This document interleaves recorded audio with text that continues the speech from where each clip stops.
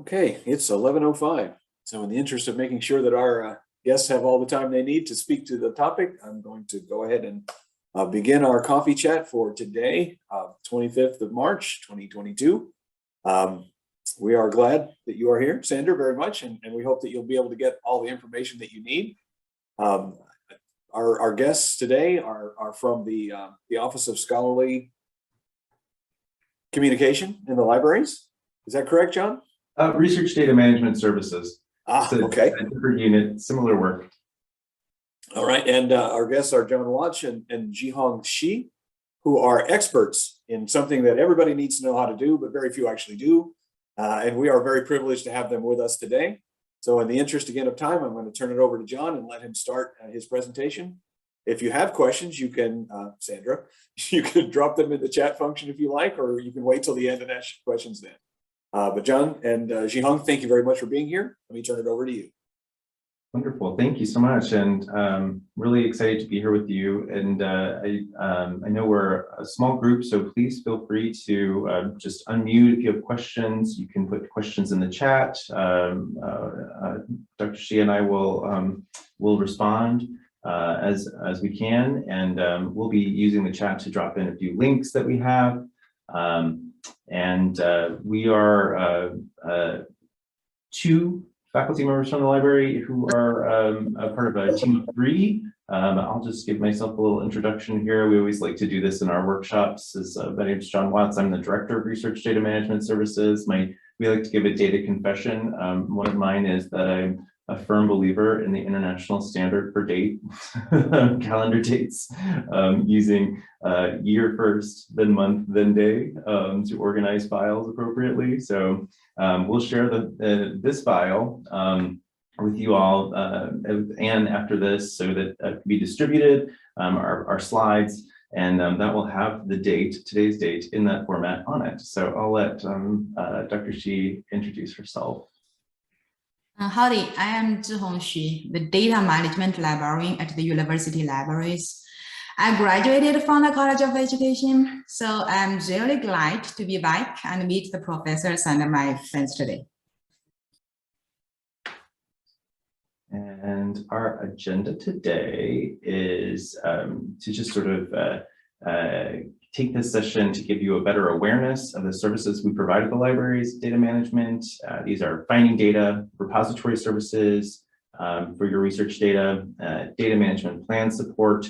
I'll cover some of this, and then I'll hand it over to Dr. Shi, who will take some time to also share some information about a research study that she conducted with graduate students in the College of Education, and some potential areas for collaboration and further support based on those findings. So this is the plan for today.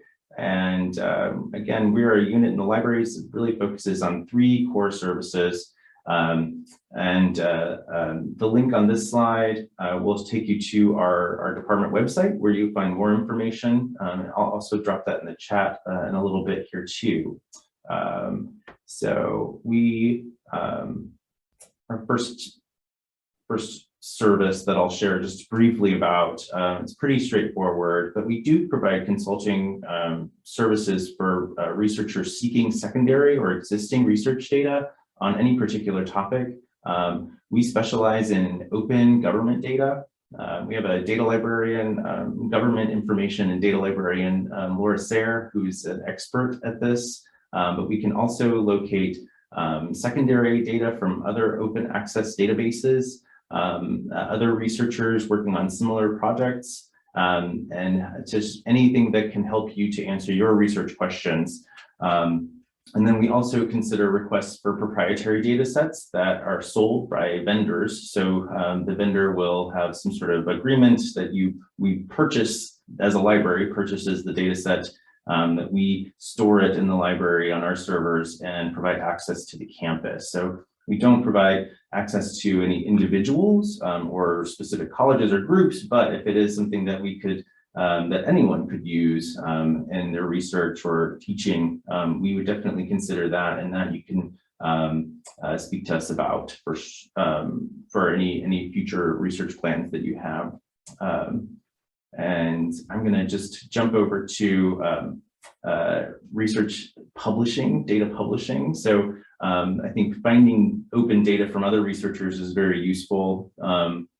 And you can really take advantage of the open access data movement across the globe. But if you would like to publish your data, I think we have services for that. And I think there are really two perceptions out there about how publishing data, I guess really the benefits of publishing data. So the perceptions are really starting with the idealist. The idealist in me really believes that it's important to publish my data because it validates scientific knowledge, allows others to build on our findings, improves transparency of research, increases the transfer of knowledge in the field. All of those things are, I think, very, some of the reasons why we come into academia and higher education. And I think there's also the pragmatist in me that really just wants to get more citations. I want to be able to reuse my own data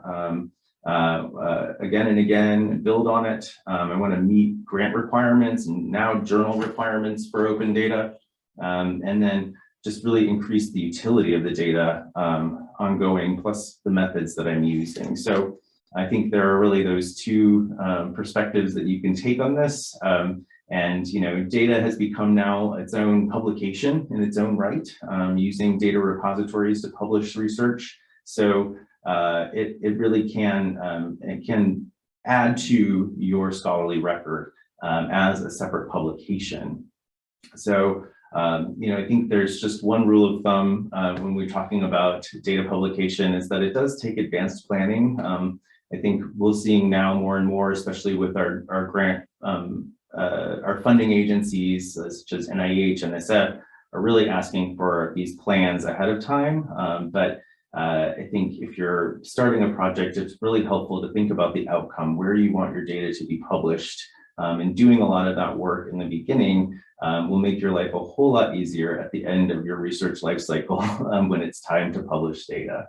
So that is like the main rule of thumb when people ask me about what should I do in order to publish my data. And we'll talk a little bit more about, Dr. Xi will talk about data management plans in a little bit. But one question that I also get about data publishing is what to publish, what should I publish? And it really depends on your area of research. But I could say this is from a PLOS journal requirement that I think is really straightforward. It's really just the data set used to reach the conclusions drawn in the manuscript, so your published article, with any related metadata and methods, and any additional data required to replicate the reported study findings in their entirety. So connecting your published data, not necessarily all of the raw data that you've been collecting for years, but what is really relevant to that particular publication, or simply put, what would someone else need in order to reproduce your results for that paper?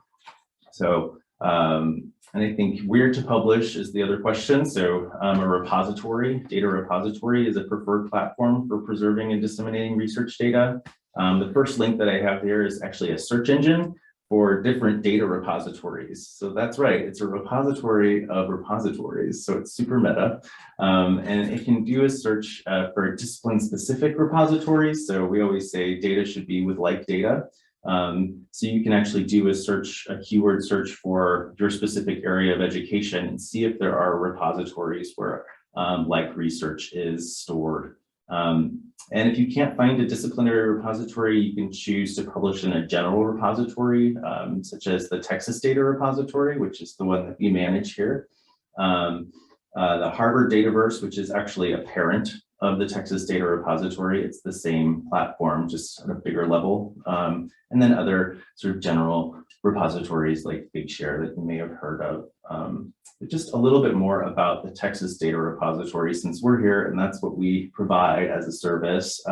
This is a repository. It's essentially just an online database of data published by faculty here at Texas A&M. We accept data in any file type, any discipline. Our limitations are that individual files for data are can't be any larger than 4 gigabytes, which is a little limiting, but but we have plenty of workarounds to help with that. And we just also can't take any data that has any sensitive information, so no PII or PHI, just any kind of de-identified data, however we can publish there.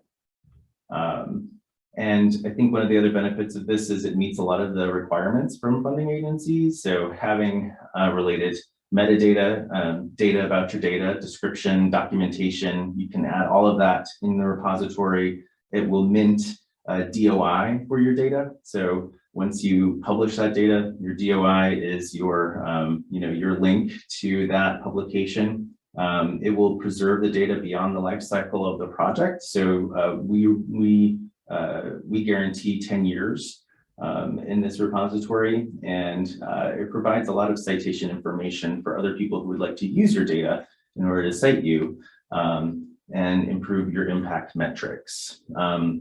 I have one example of this. So this is actually the Texas Data Repository. This is actually a faculty member, Dr. Broussard. I'm not sure if I'm pronouncing the last name correctly, but actually published some data in here.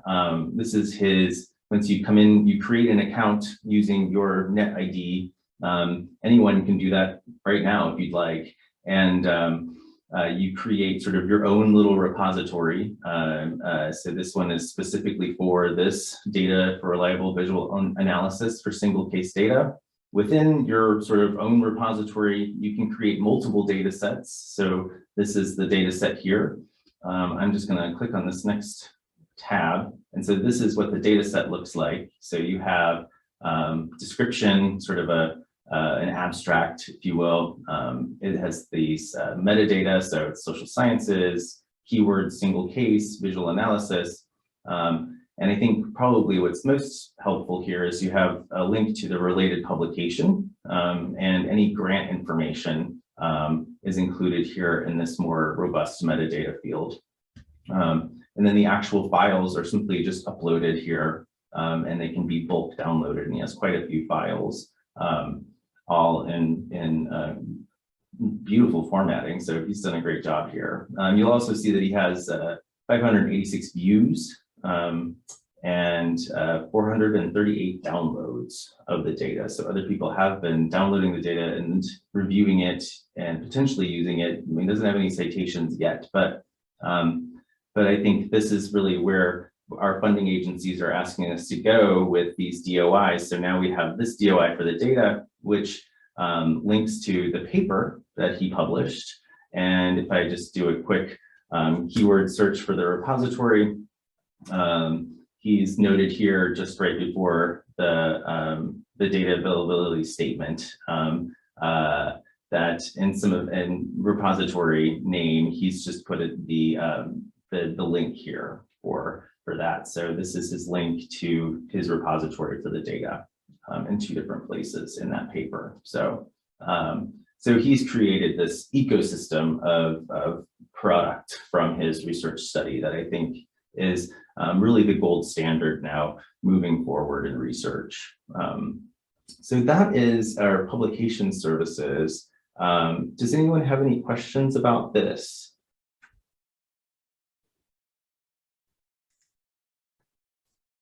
No worries. I have one question. The citations, how does it get the citations? Or I guess, how is it gathering that information about downloads and citations for that data set? Right, so it does have, it's a similar, so the citation piece is similar to that of Google Scholar. So with your account, it will, Google crawls this database. So it's actually, everything is findable. So if someone Googled, single case data visualization for this particular topic, this would show up in the results. But it also pulls the DOI from any other publication. So if they've, let me show you. So this is let me get here. So this is the citation that someone would take and put in their paper. And then the Texas Data Repository will crawl Google to look for this and note that it's a citation they'll get a notification, hey, there's a publication in their email, and you can accept it as, yes, this is my publication, or no, this is not me. So, so that will show up in your account for the Texas Data Repository, and it'll show your related publications or citations there. Good question.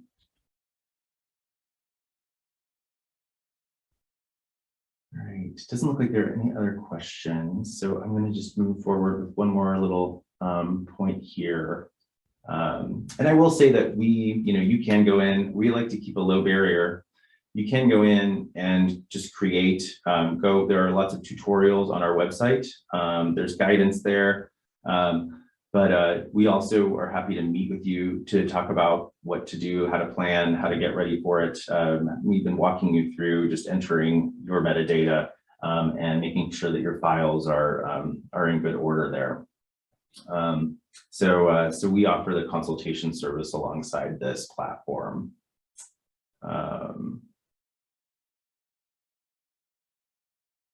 Let me go back to my slides. I also just wanted to note that this is more like a broad overview of what we do, but we do offer a workshop series every semester that's very popular with graduate students and postdoctoral staff, and we've had really great reaction to it. A lot of people have, I think we had over, I think it was almost 3,000 in 2 years people attend these workshops. So we offer them on Zoom and open registration, so anyone can attend. Some of our topics include file organization practices, which is actually really popular because no one teaches us how to do that. I feel like they should in kindergarten, like right after finger painting, you should learn about file management. And we do have O&M data management plans by Dr. Shi. We do a full in-depth and practice with the Texas Data Repository. We have one on managing sensitive data, and the Open Science Framework, which is another repository type platform, and much more. So I have a link to that in here as well on this slide. Oh, but it looks like it got cut off. I'll make sure that that is included in our slides when I share them. So that's our, oh, here it is. Sorry. So you can register for these on our website using that link. And we also do these workshops upon request. So if you would like us to come in and talk to your course, your students, if you have a lab and you have graduate student assistants and you'd like to have a data management plan for the lab so that your data doesn't kind of walk away accidentally when somebody graduates, which is something that happens quite a bit, I know. We are here to help with that too. We've actually done consultations with individual labs several times to great success. So, so that is a possibility as well as these open workshops. So I think that is all I have. And I will stop sharing, and I'm going to hand it over to Dr. Shi. Thank you, John. So I will share my screen. Can you all see my screen? Why?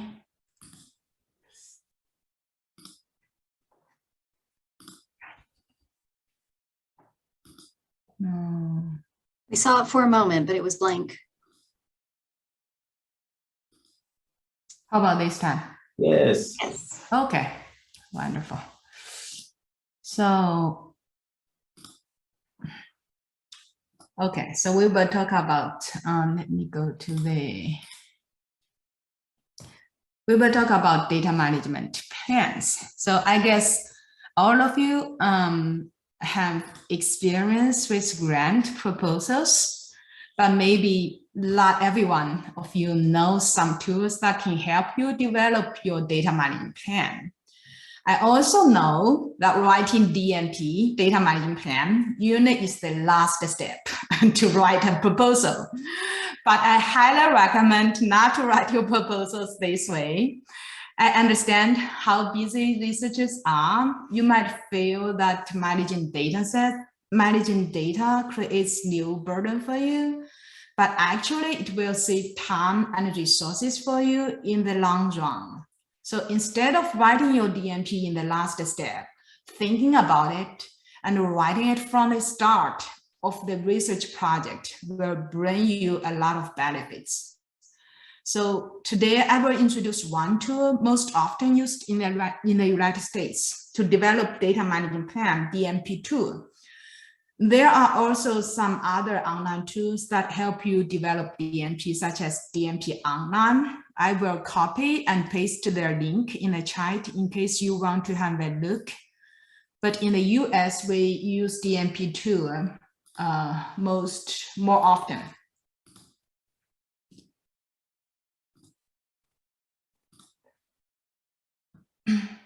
The DMP tool is an online platform guiding DMP development according to the requirements of specific funding agencies. Texas A&M University researchers can log in with our net ID and passwords, but actually DMP tool is an open access platform. So even if you left TAMU, we don't want you to leave, but you would still have access to it. But login through TAMU will give you access to the university resources. Today, I might not have time to demonstrate how to use DMP tool step by step, but I can give you a navigation of the website. So let's go to the DMP tool and do some exploration. I will copy and paste the DMP tool website link in the chat so that you can go with me.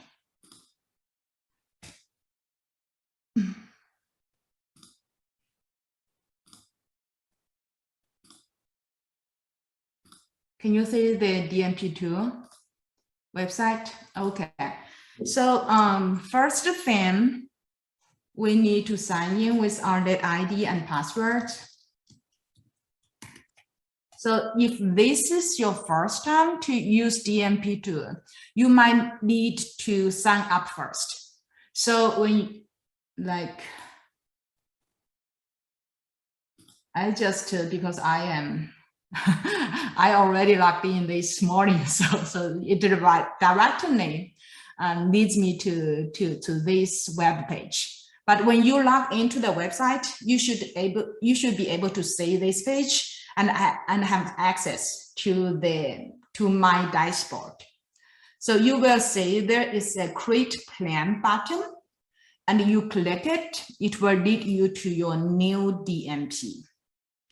On the first page, create a new plan. So you need to fill out some questions like what research project are you planning? So I will just put test here. And you can also choose your funder since we are College of Education. So I will just use IES, United States Department of Education. And then when you create plan, you will see that your DMP is based on the United States Department of Education IES template. So you will notice that there are several types on this page, like project details, collaborators, write plan, research outputs, request feedback, and so on. And DMP tool will guide you through them one by one. The first thing you need to do is the project details. There you will need to fill out the project title, project abstract, choose your research domain, fill out your project start and end date. And if you already got funded, so you can also input your grant number here. On the right, you will see that DMP2 and Texas A&M's guidance are already embedded there by default if you logged in through your net ID. Optionally, you can add other guides as well as by clicking, let's see the full list. So we can choose up to 6 organizations. for their guidance. For example, if we know that Purdue did a pretty good job in data management plan, so we can choose Purdue and then save it. So you will also have access to Purdue University's guidance. So on this page, on the collaborators page, you can add collaborators of your project. You can give them different permissions as co-owner, editor, or read only. And then we come to the most important task, write plan. Here you will see an expandable section for each topic covered in your plan. Click the plus to see guidance and enter text. You will notice that when you are choosing different funding agencies, DMP tool will provide you with a different template based on the funding agency's requirements. Let me go back to my dashboard and show you. So for instance, in the IES template, we saw there were 10 sections that we need to address in our data management plan. However, if you choose a different funding agency, say NSF, SBE, then you will notice that in write plan, you will only have 6 sections in this part. And if you are chosen, like we know that NIH will have new requirement for forthcoming 2023. So if you choose this template, I would recommend you to have a look at NIH forthcoming 2023 template, because DMP tool provides some new things here.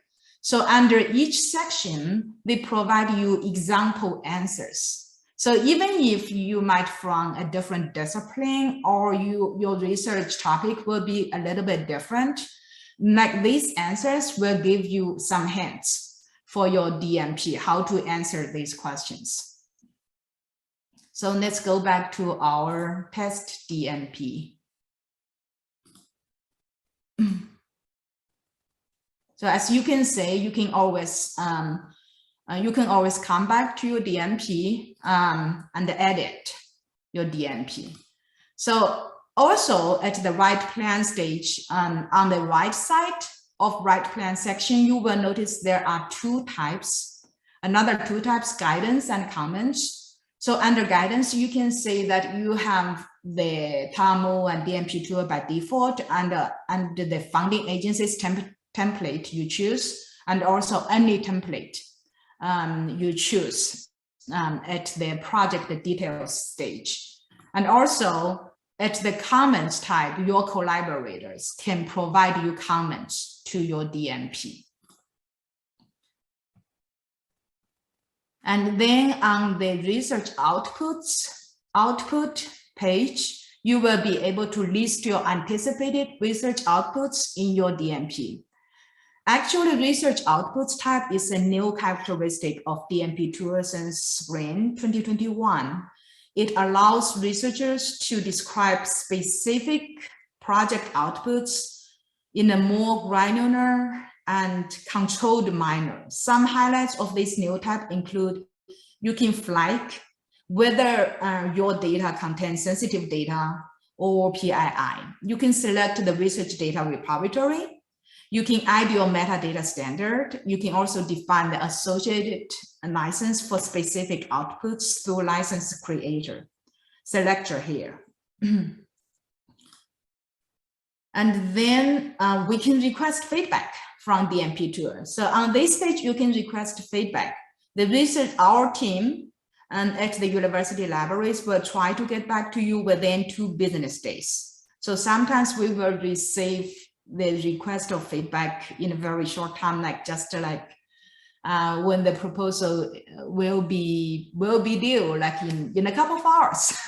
So we don't recommend you to do like this. So we really want to provide you our feedback to this. So if you can get it to us like in advance, so that would be better.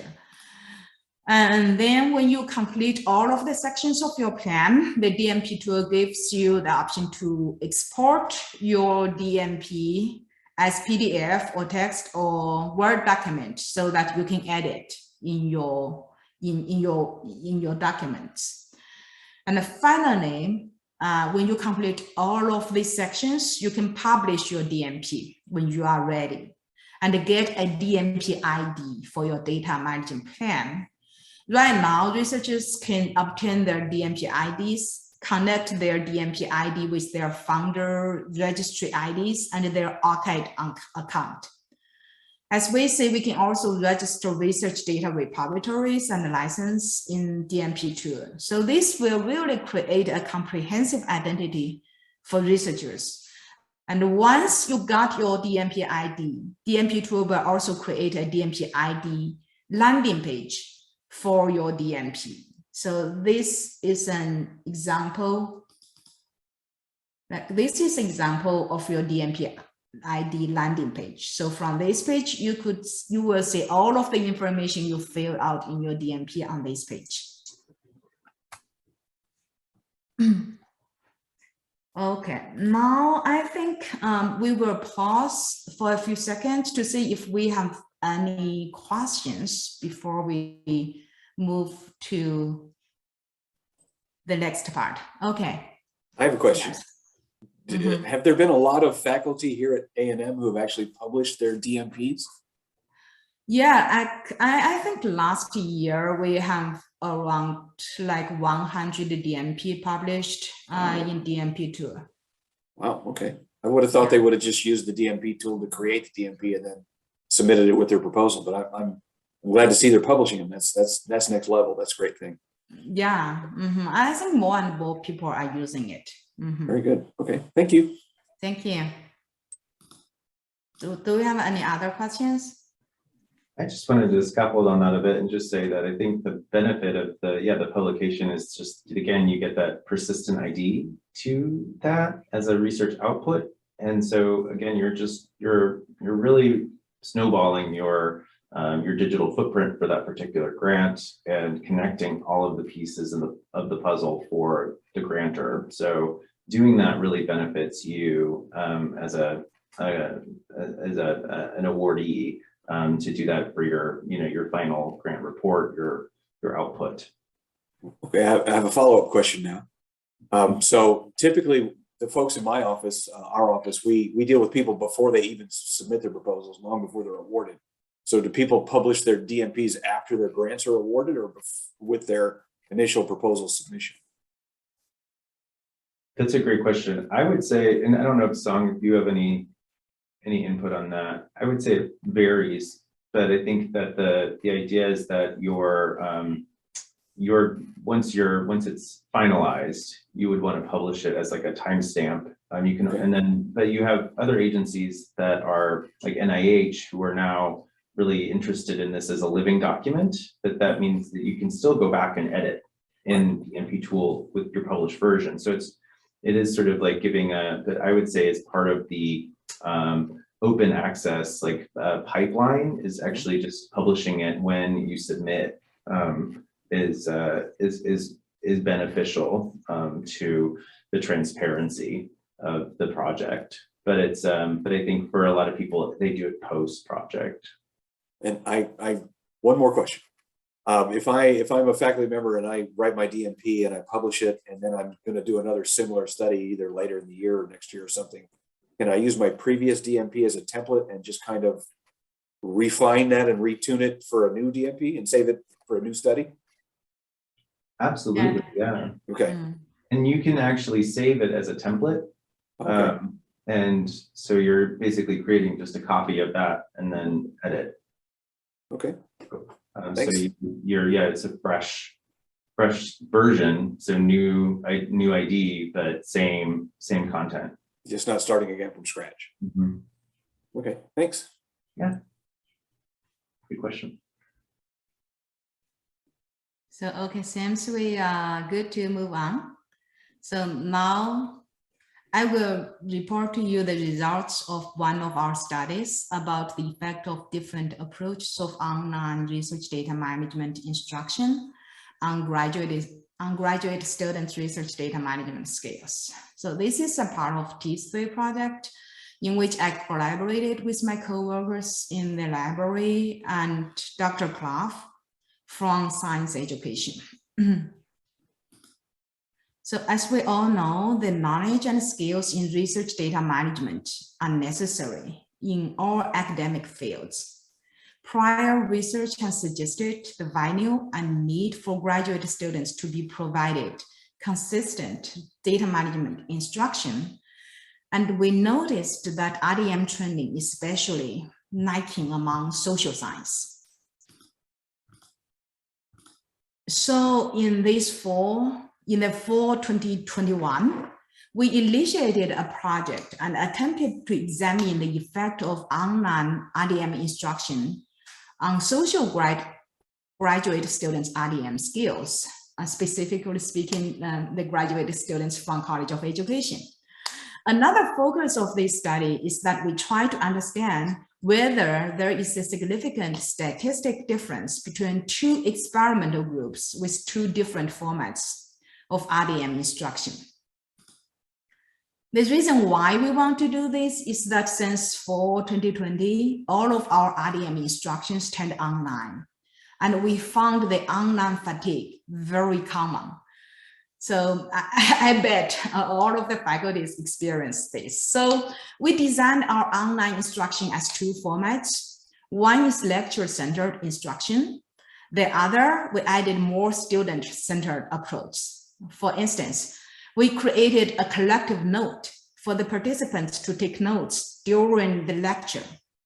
You know, when there is peer pressure, the young people, they did a pretty good job in note taking. We also added some other components to engage students, such as polls and Jamboard exercises. We also encourage the participants to turn on their video during the instruction to help them to be more focused. In total, we recruited 84 graduate students from the College of Education. Here, I would like to say thank you again to the professors who let me and my team recruit participants from your classroom. We then randomly assigned the students into a control group and two experimental groups. In order to measure the participants' RDM knowledge skills, we conducted the same set of knowledge assessments to the participants at the pre and post assessment. This knowledge assessment about RDM contained 12 items, which was designed based on the Mantle Research Data Management training course and the Research Data Management Librarian Academy course test. Here is the participants' demographics. So we can say it is very representative of our students' population. We used a one-way ANCOVA to examine our research questions. Prior to conducting the ANCOVA, assumption checking was performed. We controlled the variables such as participants' pre-scores, their race, department of study, and years of study in our analysis model. I think, so for research question 2, we aim to investigate whether there was difference between the two experimental groups. So follow-up assessments were performed by a series of t-tests to compare the differences by the formats of online instruction. Cohen's D was used for reporting the effect size. This is our prior ANOVA test on participants' pre-test scores. The results showed that there was no significant difference between the experimental and control group at the pre-test level. The results of ANCOVA showed that the intervention has significant effects on students' overall RDM skills with a large effect size. Eta square equals to 0.51. In addition to the main effects of group difference, students from different departments also demonstrated varied RDM scales in the post-test. That is, participants' department affiliation had significant impacts on their post scores in RDM scales with a medium effect size. Additionally, we performed the post-hoc analysis by pairwise comparisons. The results indicate that students in the experimental group 2, that is the more interactive group, scored 6.52 points higher on the average RDM scales test scores than the experimental group 1 students, the more lecture-centered approach group, with a large effect size, Cohen's d equals to 1.38. So our study offered more insight into to instructors about how to design and deliver interactive RDM instruction and engage the audience more effectively. And I'm very glad that the effect of our instruction is so positive. I would also like to say that this workshop is only a starting point to enhance students' RDM skills. Discipline-based RDM instruction is needed. In this panel study, we also collected pre-survey data about students' status about RDM, their data core competency skills, and conducted interviews with some of the participants. Hopefully, we can get some ideas from this information and lay some foundation for the future work. From this panel project, we saw a lot of collaboration, potential collaboration opportunities with our faculties. The first option we have is that we can help embed some RDM assignments into your course. I know that we have a lot of research methods courses and also a lot of excellent courses which require the students to work on a research project. For those courses, we can embed some RDM assignments into the course. For instance, we can require the students to develop a data management plan using DMP tool or share their data to the Texas Data Repository. To help with this assignment, I believe either John or I or our coworker would love to do some lectures about RDM in your course or try to design the RDM assignment in your course.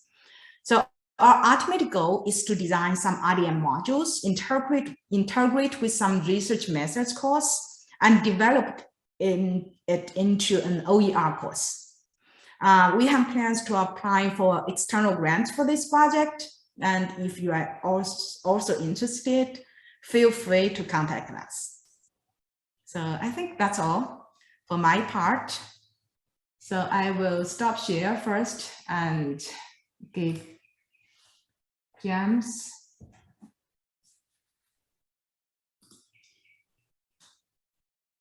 Does anyone have any questions or thoughts about really anything?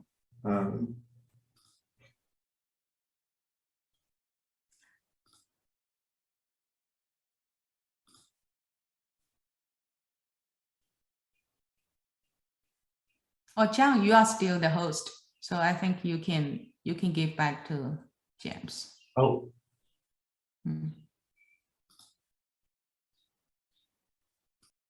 Just okay. Sorry about that. Oh, James, here we go. If there are no further questions, I'd just like to thank you both again for your time today, and this is very important information. And I've been doing this a while, and it still is becoming more and more important information every year that goes by. You know, I remember long ago when I was doing this, and DMPs first came out with NSF proposals, and I searched the web to try to find some help for this, and there was nothing out there. And it's just so much better now that we have folks like yourself and Zhihong who are just experts in this. And you know, I have somebody that I can easily refer faculty to for the help that they need. And just so that you know, I have long been an advocate of suggesting to faculty when I'm working on proposals with them that they start on these ancillary documents, including the DMP at the very beginning instead of leaving them till the end of that particular process. So I'm in your camp. I'm advocating for you right from the very beginning, and I'm urging faculty as soon as they feel comfortable to just reach out to you and get the information and the assistance that they need if they need that kind of assistance. So, and I'm super glad. I can't tell you how glad I am that you're here, and that faculty to go to you and get help with this issue, because it's super important. Like I said, and it's getting more important every year. It's spreading out to more and more federal agencies. And I think this is just going to be a blanket requirement for very much longer for almost any kind of funding, whether it's federal or not. It wouldn't surprise me in the least. Thank you. I did want to note, we did get one request for information about the new NIH policy that's rolling out. I know that not everyone's working with NIH or has, but we did work collaboratively with Sponsored Research Services for a brief tutorial on this, and that has a list of resources as well. So I wanted to just share that, and I know Dr. Shi did share that the DMP tool has guidance on that new policy, but here's more information. I did share another link earlier about that change that's coming in 2023. But if anyone has any questions about that, please feel free to reach out to us, and our contact information is in the slides, and I'll make sure that everyone gets a copy of those. Thank you so much. We very much appreciate it, and be prepared for me to send you as many faculty as I can as early as possible for your assistance. Great, we love it. All right, thank you all so much. Thank you. Thank you all very much for coming. Have a good weekend. You too.